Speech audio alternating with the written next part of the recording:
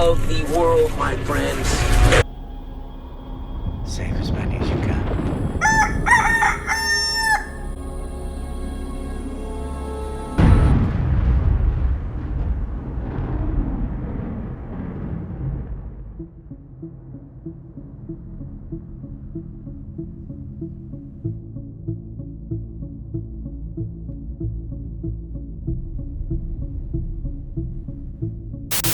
Hey everybody, it's JD from the Neptune Diaries. Blessed day ever. Hope you're doing well.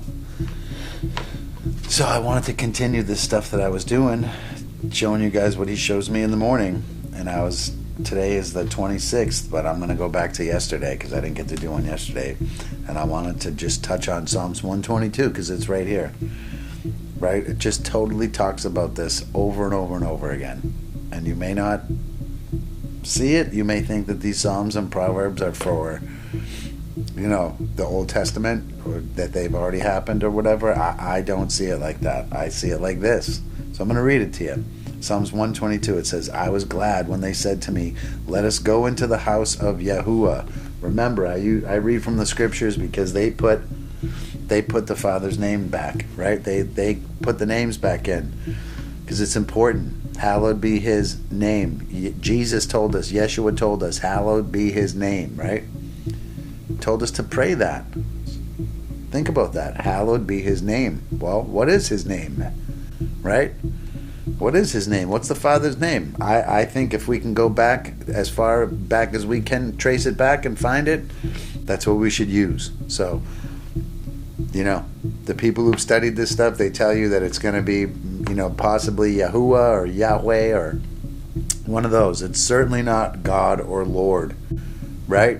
So I prefer to put the name back. The text reads much more powerful when you put the name back anyway. It says, Psalms 122, I was glad when they said to me, let us go into the house of Yahuwah.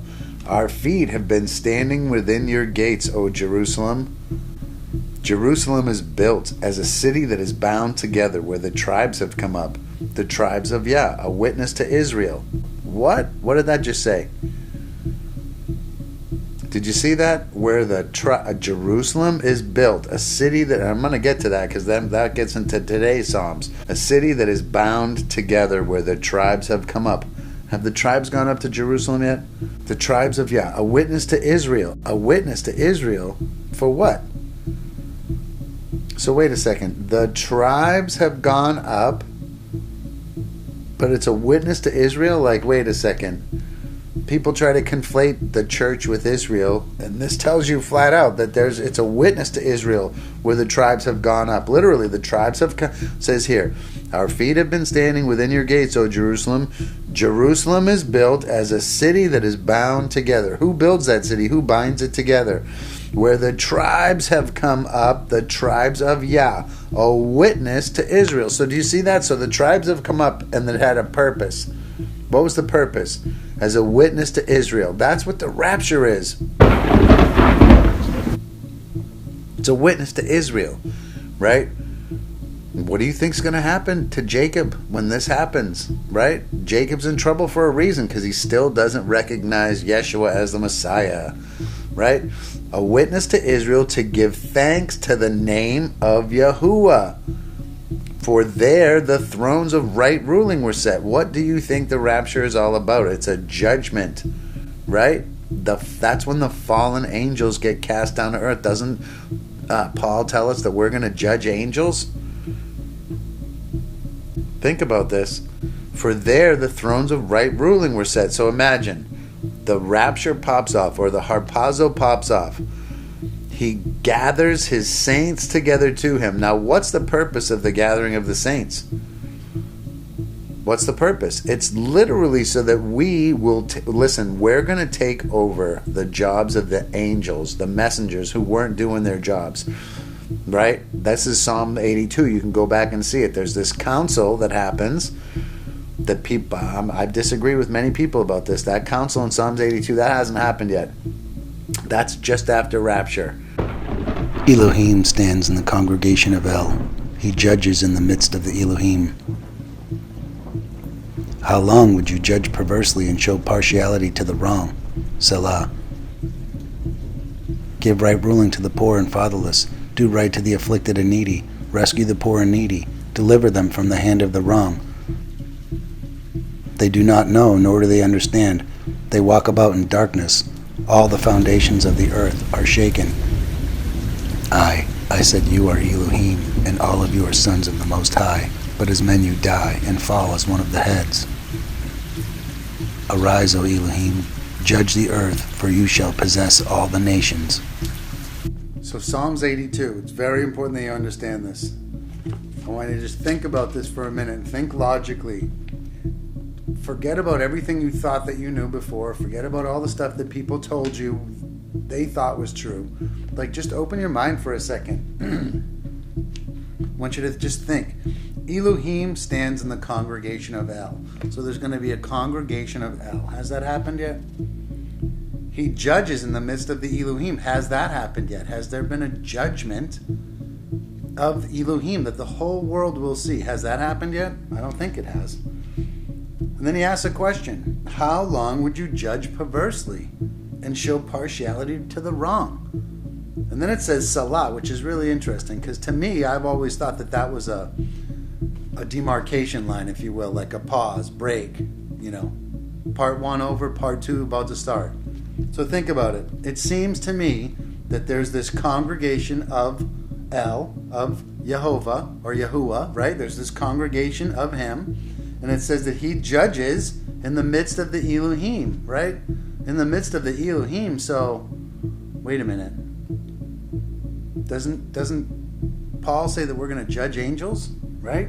How long would you judge perversely and show partiality to the wrong? So for me, that is clear that it's talking about the angels who have decided that they're not going to do what they've been told to do, right? So the fallen angels, the rebellious angels. And then it says Salah. So there you go. There's your break. And then it's interesting, right? Because it seems kind of crazy. The next thing he says is, give right ruling to the poor and needy, to the poor and fatherless.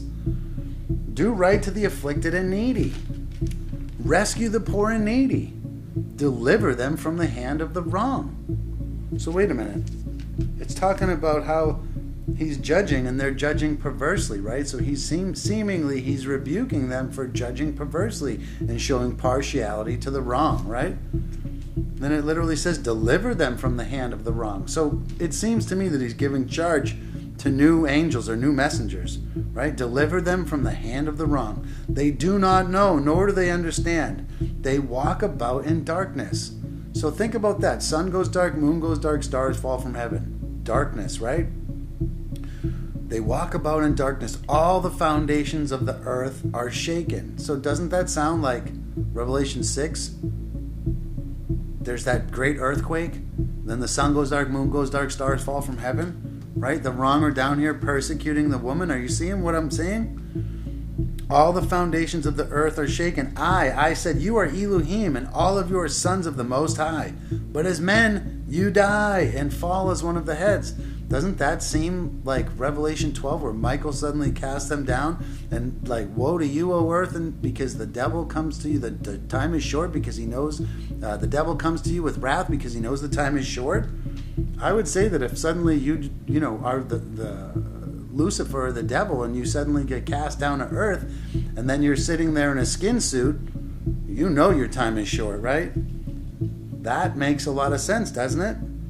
Arise, O Elohim, judge the earth, for you shall possess all the nations. To me, this sounds like rapture and post-rapture. This sounds just like what it's going to be like when we go up. So bear with me, right? Revelation 6. It says there's an earthquake, then the sun goes dark, moon goes dark, and the stars fall from heaven. Like a fig tree casts its untimely figs, or however it says that right there, right? So this is parallel to that. Seemingly, this is the time of the Gentiles being fulfilled. Arise, O Elohim, judge the earth, for you shall possess all the nations. Be interesting to go back and look. I bet you that nations is the same word for the Goyim, right? We'd have to see about that. But regardless, arise, O Elohim, judge the earth, For you shall possess all the nations. So listen, I reserve the right to be wrong, but I'm telling you, I believe that Psalm 82 is talking about an event that has yet to happen, right? It's the same event laid out where, he says that we are going to curse the fig tree, right? So we go up, they get cast down. I reserve the right to be wrong. So that's my take on it. Anyway, let's continue. It says it clearly, right? He's going to gather his saints together to him in Psalms 50. That happens. You can argue all you want. Okay, so back to this. Psalms 122, verse 5. Or verse 4. Actually, I'm going to start over. I was glad when they said to me, let us go into the house of Yahuwah. Our feet have been standing within your gates, O Jerusalem. Jerusalem is built as a city that is bound together. When it says our feet have been standing within your gates, O Jerusalem, let me ask you a question. I reserve the right to be wrong, but don't you feel like you're just waiting at the gates for him to come back? You're just waiting to go in and be with him? Our feet have been standing within your gates, O Jerusalem. Then it says, Jerusalem is built as a city that is bound together. Think about what Peter said. You also, as living stones, are being built up, a spiritual house, a set-apart priesthood, to offer up spiritual slaughter offerings acceptable to Elohim through Yeshua Messiah. 1 Peter 2, verse 5. Stones fitted together. Where the tribes have come up, the tribes of Yah, a witness to Israel. Listen, I really, really, really, in my heart of hearts, I believe that that's talking about rapture. To give thanks to the name of Yahuwah. Ready? What does it say in Psalms 50? It says, the heavens will declare his righteousness. For there the thrones of right ruling were set. That's a specific event. The thrones of the house of David. Then it says here, pray for the peace of Jerusalem. Let those who love you be at rest. Peace be within your walls, rest in your citadels. For the sake of my brothers and companions, I say peace be within you. For the sake of the house of Yahuwah, our Elohim, I seek your good. Now think about that. Listen, go through that, pray about it. I think you're going to find rapture in there. So, another thing that I saw this morning, let's just go to Psalms 126 where I started. It says, when Yahuwah turns back the captivity of Zion. Ooh, what's that? The captivity of Zion. Think about that. Doesn't that sound like a harpazo or a snatching away? Turns back the captivity of Zion. We shall be like dreamers. Then our mouth shall be filled with laughter and our tongue with singing. Don't you think that once that rapture happens, that harpazo, and you're gathered together to be with him, that's what's going to happen? Our mouth shall be filled with laughter, our tongue with singing. Then shall they say among the nations. Think about this. So the rapture just happened. What are they going to say? Because remember, when this harpazo happens, it's not going to be some secret. He's going to call from above to the heavens and to the earth. Psalms 50. It's right there. And then they shall say among the nations, Yahuwah has done great deeds for them. I would imagine that's what they would say. Yahuwah shall do great deeds for us. Do you see the difference there? So remind yourself that this is when the scales are going to fall off the Israel's eyes, off of Jacob's eyes, and they're going to realize, like, oof, we missed our Messiah. Yahuwah shall do great deeds for us. We shall be glad. Turn back our captivity, O Yahuwah, like the streams in the south. Those sowing in tears shall reap with songs of joy. He who goes on and weeps, bearing seed for sowing, shall indeed come in with rejoicing, bearing his sheaves. Well, doesn't it stand to reason that it just talked about that they're all saying, like, look at the great deeds that Yahuwah did for them. And then they say, well, he's going to do it for us too. And then it tells you how, right? Those sowing in tears shall reap with songs of joy. He who goes on and weeps, bearing seed for sowing, shall indeed come in with rejoicing, bearing his sheaves. Listen, that's the whole, like, after rapture happens and grace is over, like, these people are the left behind people, Jacob and the tribulation saints. That's what this is talking about here. Now, ready? Psalms 127. If Yahuwah does not build the house, its builders have labored in vain. If Yahuwah does not guard the city, the watchman has stayed awake in vain. In vain do you rise up early, to sit up late, to eat the bread of toil. So he gives his beloved sleep. Look, children are an inheritance from Yahuwah. The fruit of the womb is the reward. As arrows in the hand of a mighty man, so are the children of one's youth. Blessed is the man who has filled his quiver with them.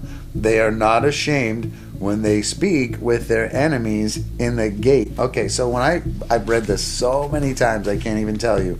And I've always thought like, oh, listen, I'm having my first kid this September. So I never had kids, and I always thought like, oh, I'm not blessed.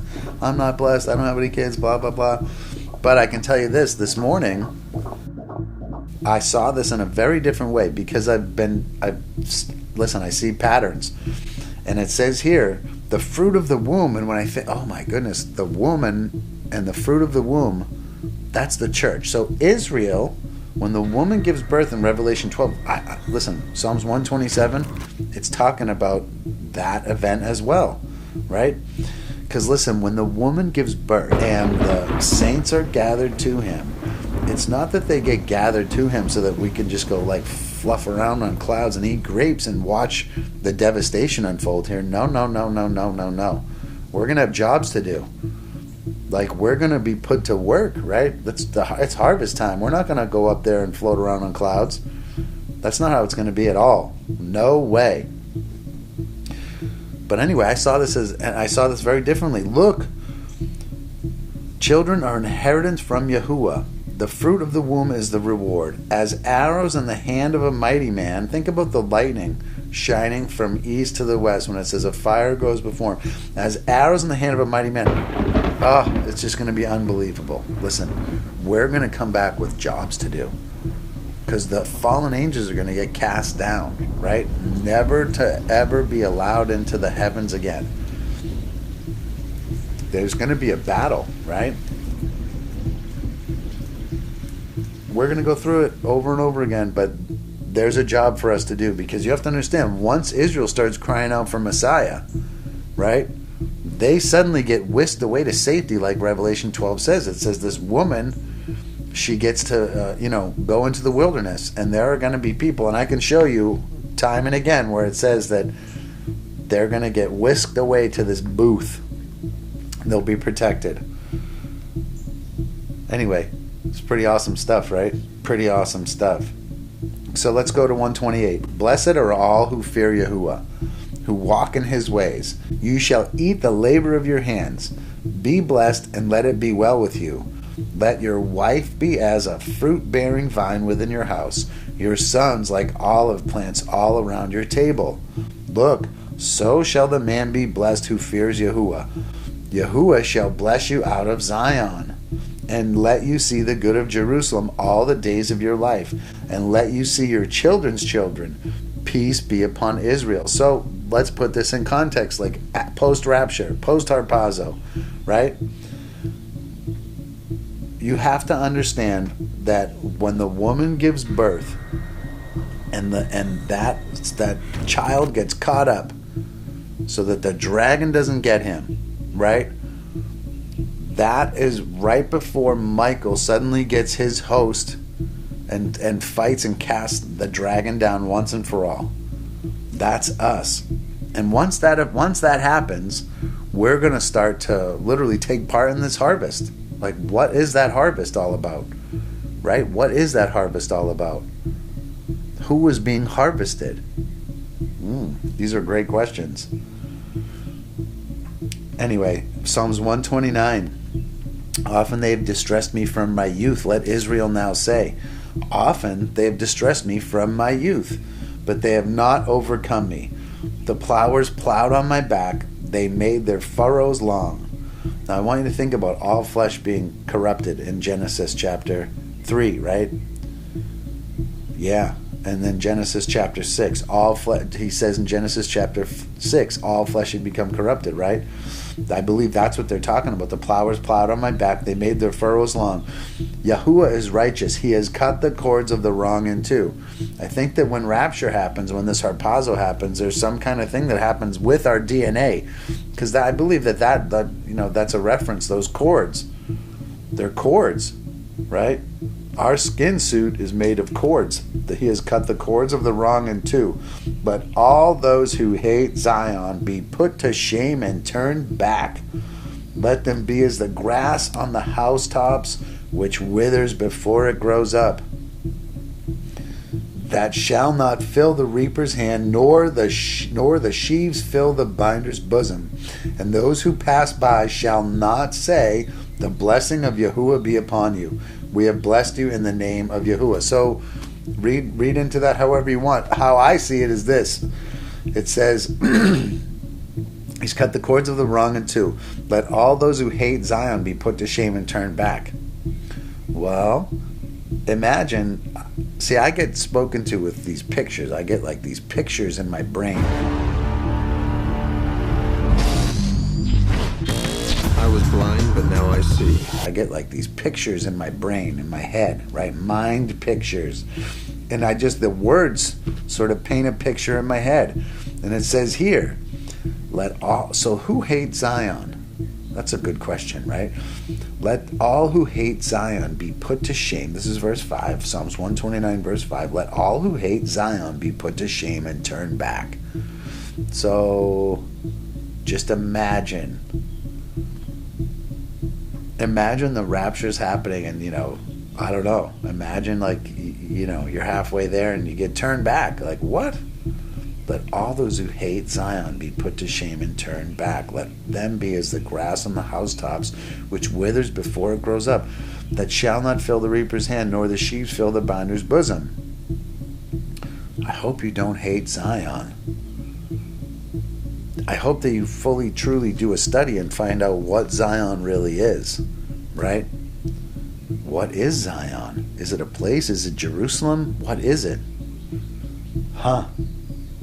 And then it says here, and those who pass by shall not say, the blessing of Yahweh be upon you, or Yahuwah be upon you. We have blessed you in the name of Yahuwah. Let those who pass by shall not say, think about that, they're not going to say, the blessing of Yahuwah be upon you. We have blessed you in the name of Yahuwah. Wow, they're not going to say that. So they are going to be sent. So somebody, those who pass by, are going to be saying to some people, the blessing of Yahuwah be upon you. We have blessed you in the name of Yahuwah. When does that happen? That, I think, is part of that booth gathering thing where the people who are starting to recognize Yeshua as Messiah, they're starting to get whisked away to safety in some supernatural fashion. Imagine that you're here and you see this event happen in the sky, and like all this crazy stuff happens, voices in the sky, all lightning strikes, just the craziest thing ever. And all, people are going nuts, and they're going to blame it on like some electrostatic, crazy super space storm or whatever.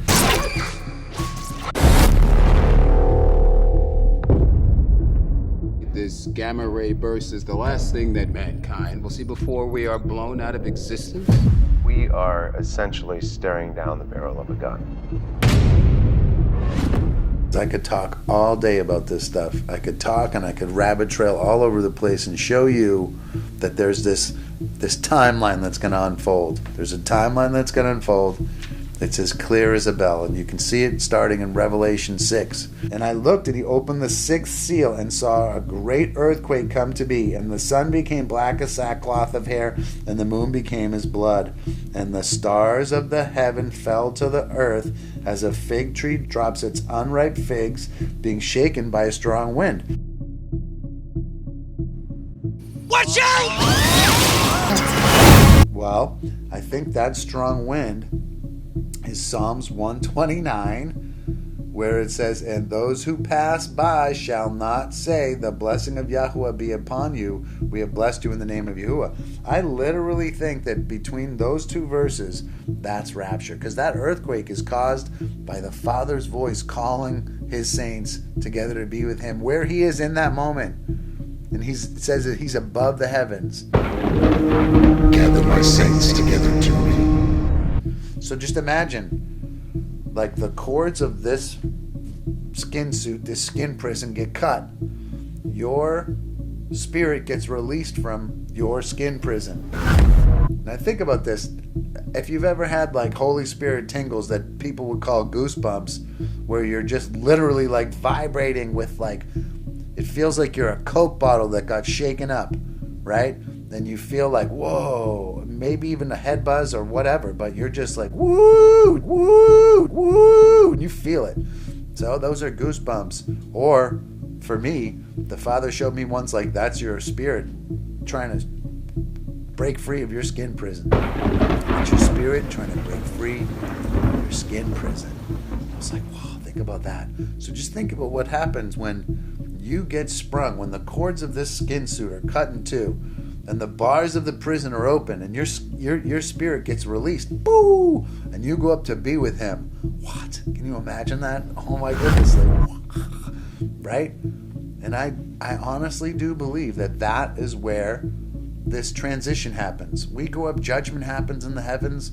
These angels get cast down once and for all. I reserve the right to be wrong, but that's where this is going. I can prove this in and out, time and time again. But there's an event that's going to happen. There's an event. It's going to be a crazy event. It's going to be unbelievable. It's Psalms 50. It talks about it all over the place. He's going to call from above to the heavens. That's to gather his saints.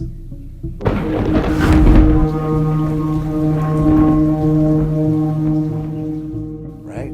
Then he's going to call to the earth. Both of those things are for the purpose of rightly ruling his people. Aren't we coming back with Yeshua to reign and rule with him? I'm going to be able to show you through the month, because listen, there was a time when I was trying to do this all, at the beach and stuff, and trying to be perfect with it and give you good stuff to look at and all sorts of fun stuff, right? Because that's what I would do. But I've realized that the time is too short for me to try to make some kind of a production thing out of this and to take too long to get you this information. I think I've been released to really get at this. So I'm going to try. It takes time to do this stuff and then to edit it all together. But I'm going to try. Because I don't think there's much time left on the clock. I wake up in the morning and I think, like, I can't believe that I didn't wake up in the night hearing trumpets, having this gathering happen. Like, it just blows my mind. But I also realize that his heart is that none should perish, and that's where mine needs to be as well. My heart needs to be that none should perish. So no more games. No more games. I'm going to be getting this stuff to you more and more. Bless you guys. Blessed ever. Boo! Take care. Bless you. Blessed ever. Clock's ticking. This is going to be exciting. There's going to be an event. It's going to be unlike any event we've ever seen. He's going to call from above to the heavens to gather his saints. We're not going to miss that. The name above all names is Jesus. King of kings and Lord of lords. His name is Jesus. There's just one name that can keep you out of hell, and it's the name of Jesus. J-E-S-U-S.